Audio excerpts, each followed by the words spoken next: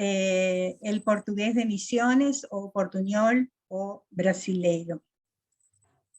Como lo mencionó Patricia, somos profesoras de la carrera de portugués de la UNAM. Esto nos ha llevado a interesarnos por las problemáticas y riquezas que surgen de la existencia de la variante de portugués brasileña hispanizada que se habla en nuestra región, que comúnmente es llamada portuñol o brasilero. De ahí viene la ocurrencia de nuestro título, ya que una de las singularidades de esta lengua es la existencia de diferentes sinónimos para nombrarla. También se escucha portugués de frontera, la lengua de frontera, entre otros, que reside a la luz de las designaciones que nacen de las significaciones sociopolíticas y culturales que envuelven la existencia de la misma. Bien, entonces, para contextualizar un poco la provincia y a la situación de esta lengua, para aquellos que no conocen, acá ponemos el mapa de la provincia de Misiones, y nuestra provincia es una provincia pequeña dentro del país, tiene apenas 29.801 kilómetros y representa solamente el 0,8% de la superficie total de la Argentina. Y tiene una situación muy especial porque si bien al sur tiene límites con otra provincia argentina, que es la provincia de Corrientes, tiene mucha extensión, gran cantidad de su extensión limítrofe está dada por dos países. Hacia el oeste, con Paraguay, y hacia el este y norte con Brasil. Teniendo límites con 3 estados de Brasil, estado de Paraná, Santa Catarina y Río Grande do Sul. Y si bien acá la frontera es frontera por medio de ríos, el río Uruguay, el río San Antonio, y bueno, me perdí el nombre del otro, disculpe, pero sí tenemos un punto aquí al sur del departamento de General Belgrano, que tenemos un punto de frontera seca, donde la ciudad argentina que tenemos es la ciudad de Bernardo de Irigoyen, y tiene frontera específicamente seca con Dionisio Cerqueira en Santa Catarina, pero también con la ciudad de Barracão en el estado de Paraná. Eso, aquí tenemos un punto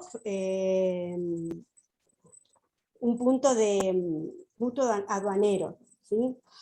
Entonces, esta situación que tenemos fronteriza con Brasil ha hecho que históricamente la provincia sea muy permeable a todas las cuestiones culturales, a las cuestiones familiares y a las cuestiones sociales, ¿no? Habiendo siempre muchísimo intercambio entre Brasil y Argentina. Bueno, paso a la otra. Entonces esto hace que podamos hablar un poquito del origen de la lengua portuguesa dentro de la provincia.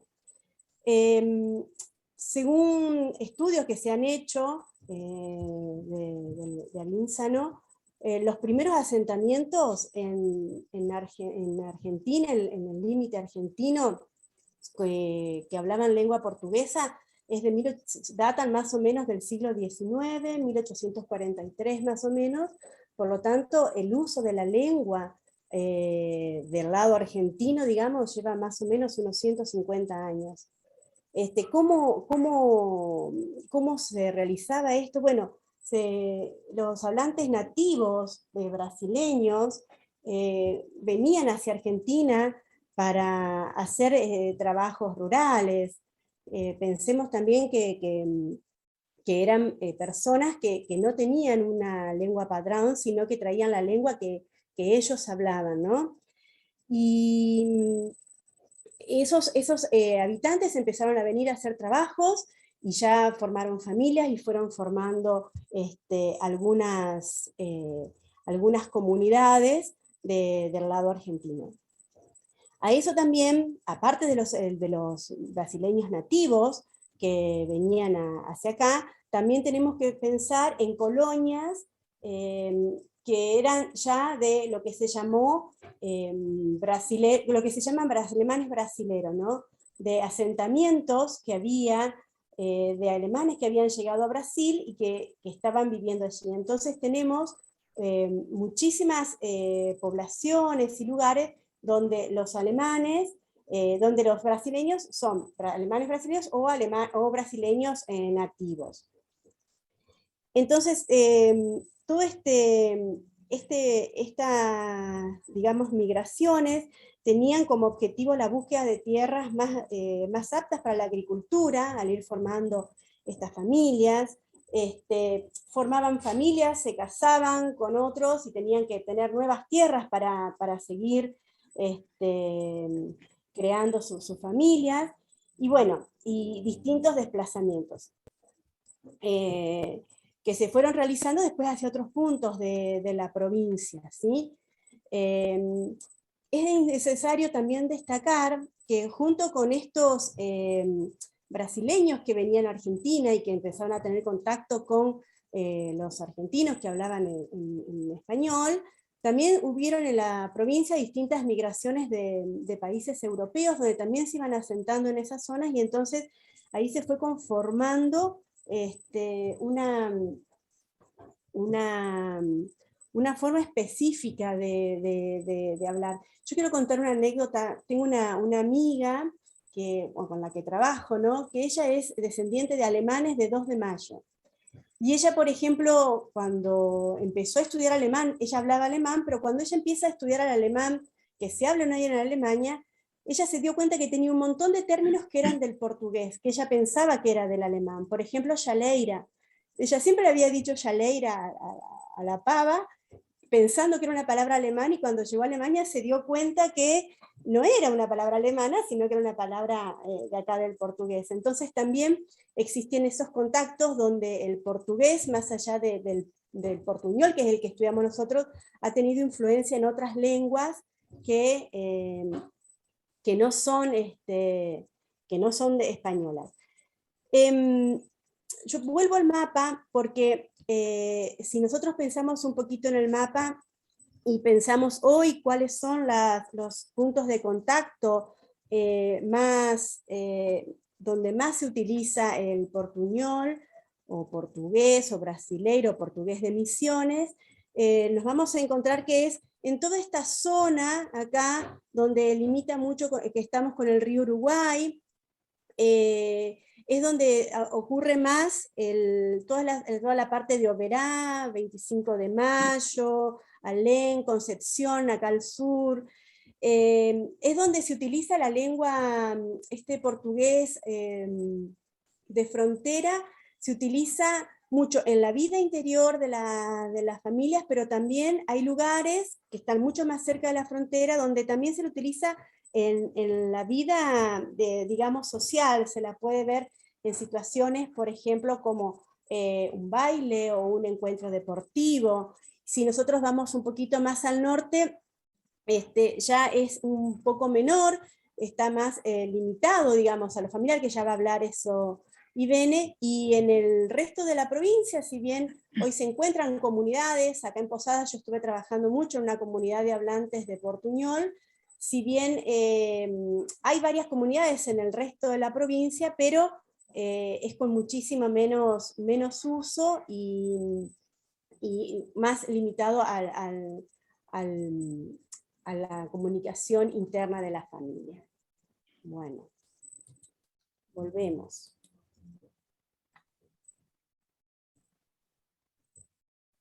Bien.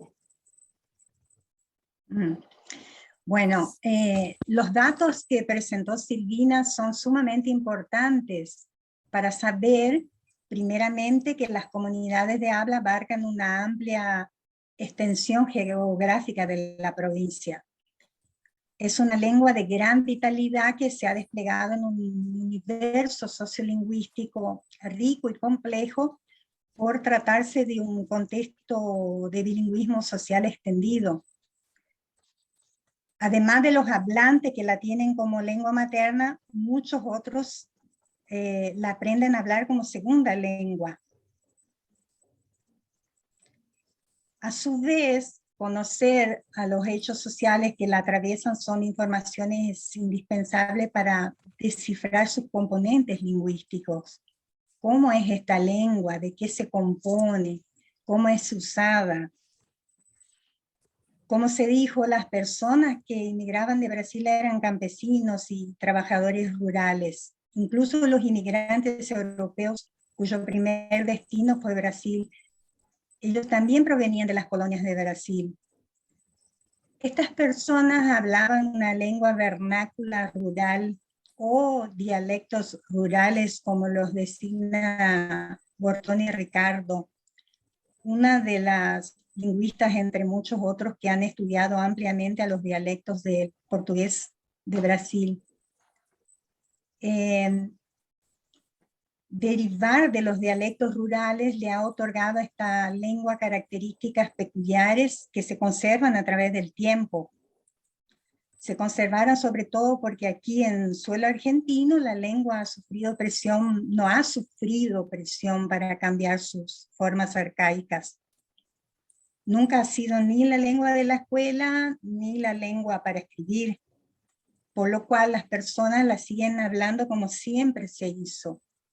Y de esta manera es transmitida de generación en generación.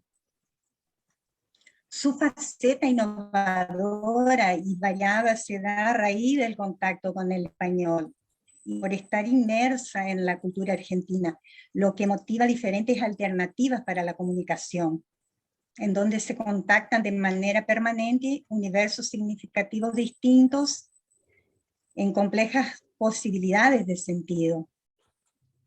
La presencia de rasgos en español es innegable, por la incorporación de fonemas, por los préstamos y por las formas híbridas que presenta.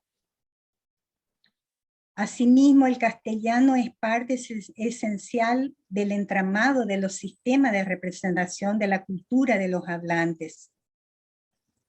Para un hablante español, por más que no tenga un buen dominio del castellano, de portuñol, porque muchas personas no hablan bien el castellano, sobre todo en las zonas rurales, en zonas más aisladas, esta lengua, el español, siempre está como un paño de fondo siempre que necesitan significar contenido de su universo sociocultural.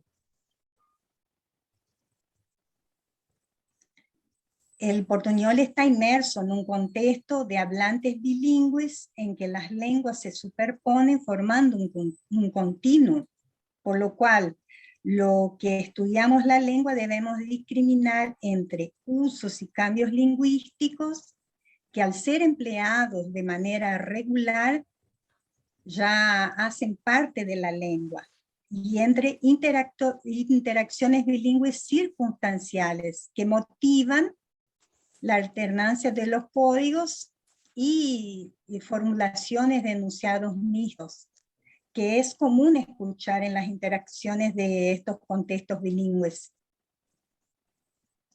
Pese a ser una lengua muy usada, una lengua que impacta a diario en las actividades comunicativas de miles de misioneros, el uso del portugués en suelo argentino siempre tuvo una imagen negativa, a raíz de cuestiones transfronterizas, que en el pasado cobraron fuerza de las sospechas de peligro, de invasiones de los países vecinos.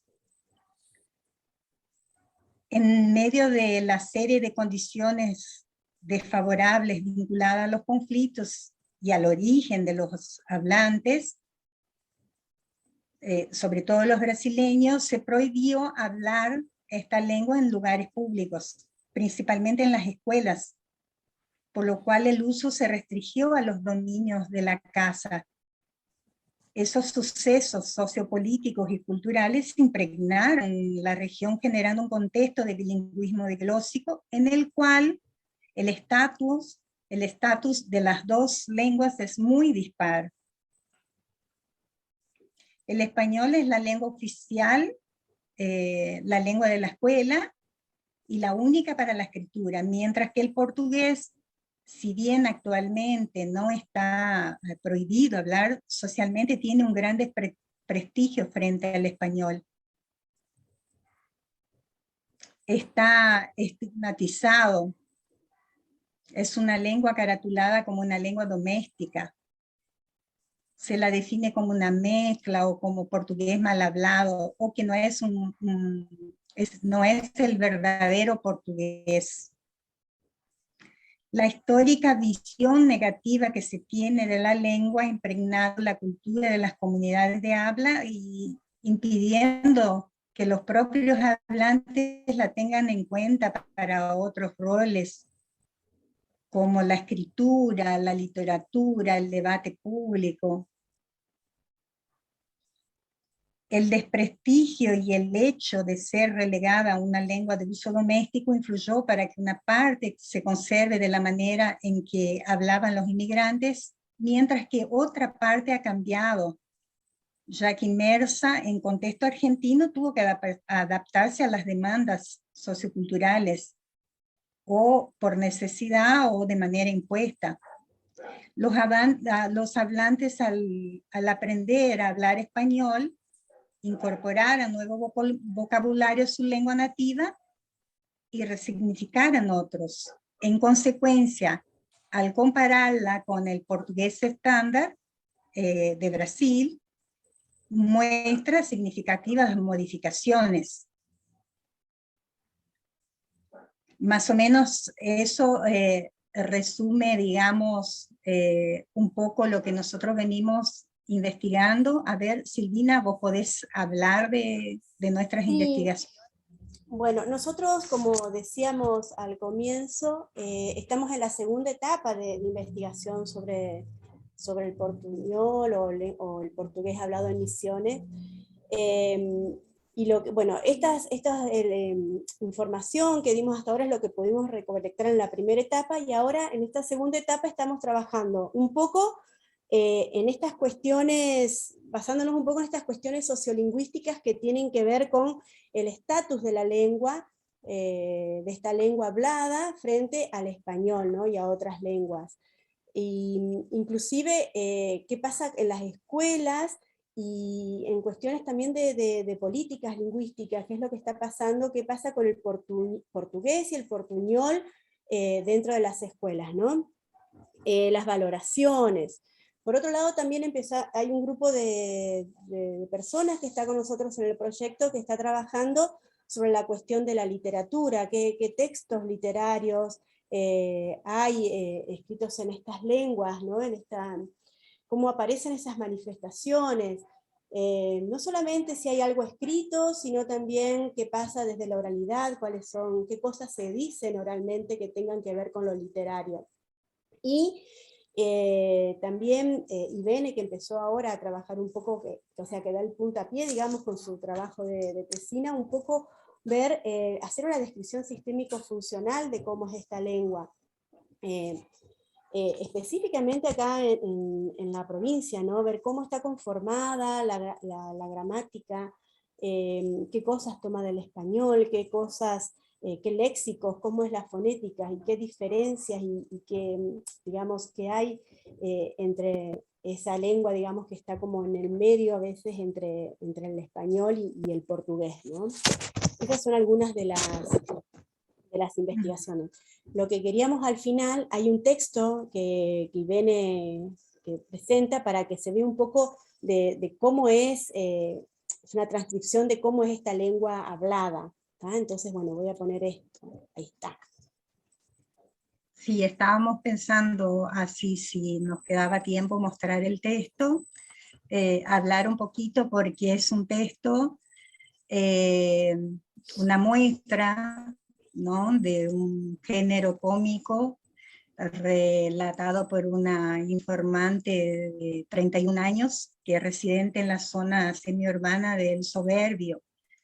Este texto es bastante significativo porque ahí se puede ver más o menos cómo es un habla espontánea, cómo es usada esta lengua y cuáles son las, digamos, rasgos de las diferentes variedades de portugués y también la influencia del español sobre el portuñol. Me gustaría leer el texto, sí, y ustedes acompañan porque yo veo que prácticamente todos saben portugués, los que están presentes. Na hora do culto, empezava uma paca a gritar no meio do mato. Daí eles queriam caçar a paca, só que quando eles estavam na casa, a paca não gritava, mas eles iam dar o culto e a paca começava a gritar. Daí eles combinaram como fazer o culto quando a paca começar a gritar, tu vai, mata ela e fica terminando o culto, tá? Foram os dois fazer o culto e quase no final do culto, a paca começou lá a berrar, né? Gritar. Então, um dos pastores pegou e se foi no mato manguear a paca. Enquanto isso, terminou o culto e começaram a chamar quem queria oração, quem queria se converter, entregar a alma para Cristo e tudo isso. Daí uma mulher passou lá para frente para entregar a alma dela para Cristo. Quando o pastor começou a orar para entregar a alma da mulher, ele meteu a mão em cima da cabeça da mulher para entregar a alma da mulher, a paca berrou. O outro pastor deu o tiro e ele disse, cagou sua paca véia, com a mão em cima da mulher. Então, o que nós, quer dizer, o texto tem, não é, um relato, não é, que é cômico, que é para as pessoas, não é, acharem engraçado, e é muito comum, é de circulação desse ambiente das falas de portunhol, né, das falas. E eles, o título é A Paca e os Pastores, né, que conta esse evento dos pastores que não podiam dar o culto deles. E aí, empiezo a hablar el portugués. Yo soy la primera representante del portuñol, le juro, no me di cuenta, yo les estaba explicando en portugués. Soy el ejemplo vivo. Bueno, me estaba acordando también cuando yo escuchaba, ¿no? Haciendo el trabajo de campo, cuando escucho esos relatos y todo eso. Ahí marcamos, varias veces usa el verbo empezar del español, pero ese verbo lo hace con la fonética del portugués, o sea, el verbo pasa por diferentes fenómenos lingüísticos, ¿no? Puse la transcripción fonética, después del verbo puse la transcripción fonética para ver cómo pronuncian. En el primer caso, empezaba, y es un verbo que consideramos como un préstamo, pero que ya es una palabra híbrida que hace parte, porque ellos lo usan normalmente en el lugar de comenzar, de portugués, usan empezar. Solamente que cuando lo pronuncian con la D corta en el lugar de la D larga, como se usa en el español. Y también hacen lo que se llama como fenómeno del portugués, ya del portugués coloquial de Brasil, una monotongación en algunos casos. En el segundo párrafo, tenemos empezó. Ese empezó en el portugués, en cualquier verbo, terminaría con ou, que es un diptongo. Sin embargo, en el propio portugués coloquial hablado, ya como que desaparece en el habla de las personas en ese ou y se termina simplemente en una, solamente en una vocal. Después, también tienen otro fenómeno del portugués que ha llevado a la palabra, es el empezaro. Empezaro nuevamente, en el lugar es como una desnasalización, una reducción y una desnasalización, porque en el portugués diríamos empezaron. Y es común escuchar en el portugués de Brasil el empezar, trabalhar o comenzar. Bueno, eso ellos lo llevan a las palabras provenientes del español, le llevan esa modificación. Otra es la reducción, que es común en todo portugués, sea formal e informal de Brasil, es la reducción de para ahí al inicio de palabra. Entonces, en el lugar de empezaba, empezaba. Impesa en el lugar de empeza. Impeso en el lugar de... Eso ocurre tanto con la como la O, que se reduce a U en muchas de las palabras del portugués. Bueno, después también marcamos ahí algunas palabras en cursivas, están marcadas por la existencia de, por los rasgos de los dialectos rurales, como muyé, que pronuncia varias veces muyé, deia. También tenemos como modificaciones intraoracionales por influencia del español. Se foi no mato, en el lugar de se foi, foi para o mato. Es común eso también en el portuñol, esa modificación, esa estructura oracional, porque como que la hablan de la manera del español. Bueno, sería, no sé, más o menos eso. Ahora se puede analizar el texto de mil maneras y miles de fenómenos. Quería mostrar eso, solamente algunas de las características y que bueno, que eso es común, o sea, esa manera de hablar de manera espontánea es común en todas las comunidades de habla de la provincia. O sea, esa estructura se repite, esas palabras que ya consideramos como influencia, como préstamos que ya tienen esa fonética del portugués de Misiones, que también ya no es una fonética, ya no es lo del portugués de Brasil, porque acá ya es otra lengua, con algunas diferencias. Lógicamente es un portugués, una variante de portugués, pero hispanizada, entonces ya también tiene sus propias características, y es bastante uniforme.